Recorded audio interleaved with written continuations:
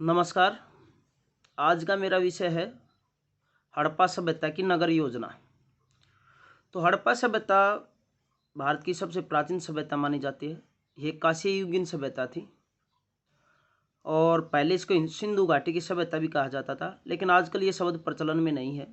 उसका कारण है कि पहले ये माना जाता था कि हड़प्पा सभ्यता जो है सिंधु नदी के आसपास ही फैली हुई थी, लेकिन काफ़ी उत्खनन और खोज के बाद पता चला कि इसका एरिया काफ़ी बड़ा है।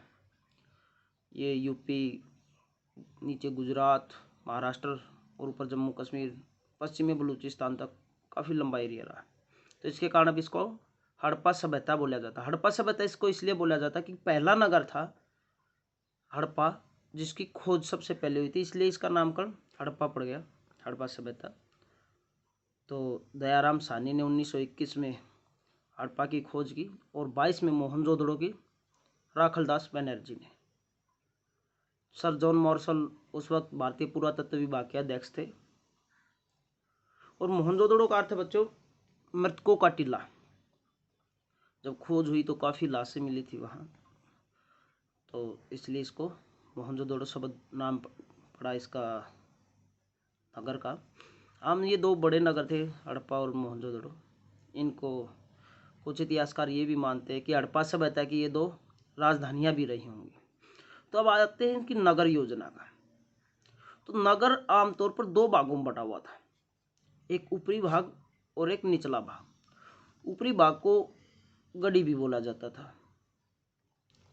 और निचला भाग आवासीय क्षेत्र माना जाता था आम जनता के लिए। तो ऊपरी भाग में जो राजकीय कामकाज के कार्यालय, या ये माना जाता है कि शासक वर्ग और शासकीय कार्यालय ऊपरी भाग में होते थे और आम जनता निचले भाग में होती थी। पूरा नगर प्राचीर से घिरा होता था, प्राचीर दीवार को बोलते हैं, वो सुरक्षा हेतु। और जो ऊपर भाग था वो एक बड़े प्लेटफॉर्म पे, ऊंचे प्लेटफॉर्म पे बना होता था।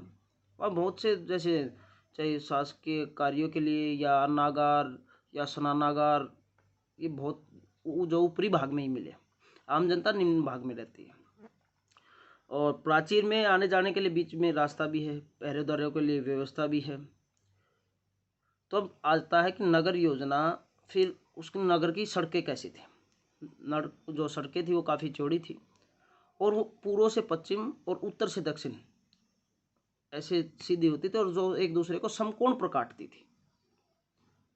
तो प्रोफेसर मैके, इतिहासकार मैके का मानना है कि वो जो गलियां हैं अपने आप तेज चलने वाली हवाओं के कारण साफ हो जाती थी।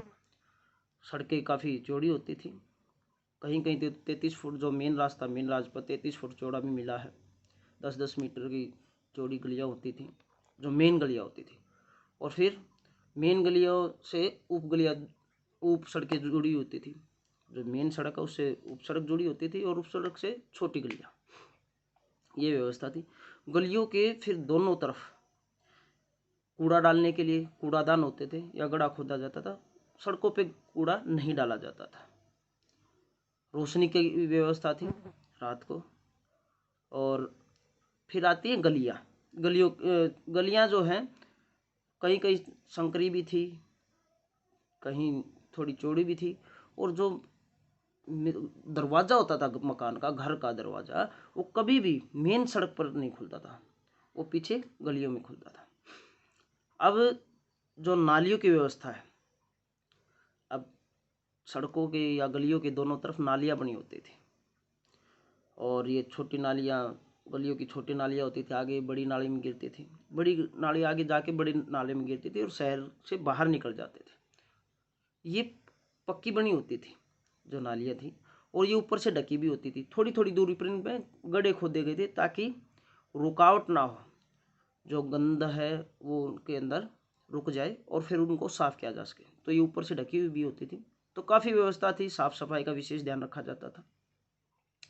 तो ये होती इनकी नाली की व्यवस्था। अब ये बता दिया, अभी रोशनी की व्यवस्था भी बड़ी अच्छी होती थी।